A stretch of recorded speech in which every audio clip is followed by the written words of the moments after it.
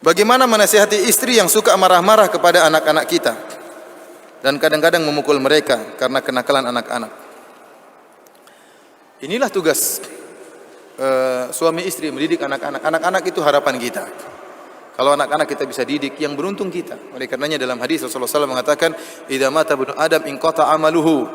Jika telah mati, setelah meninggal seorang anak Adam, maka terputuslah seluruh amalannya, illa min thalath, kecuali 3 perkara yang tidak terputus. Di antaranya waladun shalihun yad'u lahu, anak soleh yang mendoakannya. Di antara peninggalan yang sangat berarti bagi kita setelah kita dikubur adalah anak soleh.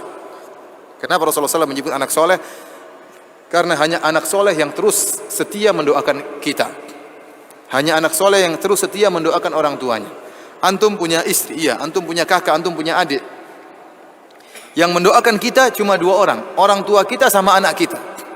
Namun kebanyakannya orang tua kita lebih meninggal terlebih dahulu daripada kita. Iya atau tidak? Kebanyakan orang tua kita lebih dahulu meninggal. Tinggal istri kita, anak kita, teman-teman kita, kakak kita. Antum saja jujur coba. Ada teman-teman antum yang meninggal, sama-sama teman ngaji. Berapa banyak antum doakan dia? Paling waktu dia meninggal aja antum doakan.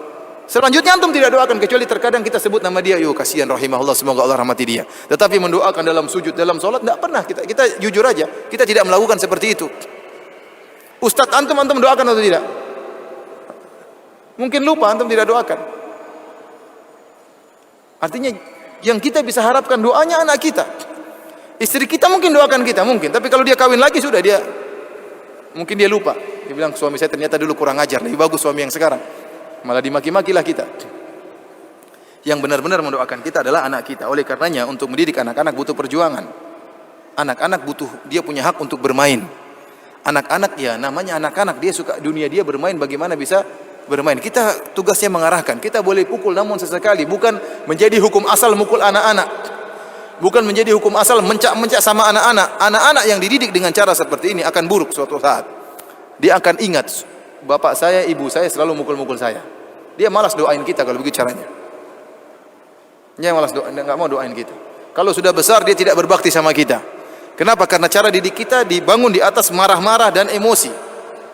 Kita boleh marah, tidak dilarang, boleh mukul anak-anak boleh, namun itu bukan hukum asal. Asalnya kita lembut. Dan kalau kita pun marah, kita panggil dia. Tahu kenapa ayah mukul kamu? Kenapa ayah hukum kamu? Sampai dia mengaku dia yang salah. Kamu ada salah enggak? Oh enggak, bapak yang salah. Oh ini kurang ajar kan. Tapi anak-anak insya Allah kalau kita ajak baik-baik dia akan ngerti kamu salah enggak. Dengan lembut-lembut. Sehingga dia tahu dia dihukum karena dia bersalah dan ayah sayang sama dia maka dihukum. Bagaimana kita menanamkan bahwasanya hukuman yang kita berikan karena sayang kepada dia. Itu harus ditanamkan kepada anak-anak. Tapi kalau anak-anak sering dimarahin, kasihan nanti dia tidak berakhlak. Anak-anak kalau sering dimarahin, dia tidak berakhlak di rumah dan di luar juga tidak berakhlak. Bagaimana antum mengharapkan anak antum menjadi anak yang soleh sementara setiap hari antum marahin, antum pukulin? Kiranya bertakwalah para ibu-ibu ya. Ya, kalau emosi sama suami jangan anak jadi bulan-bulanan ya. Lagi marah sama suami anak yang dipukul. Wah ini kasihan anak-anaknya. Sabar dalam mendidik.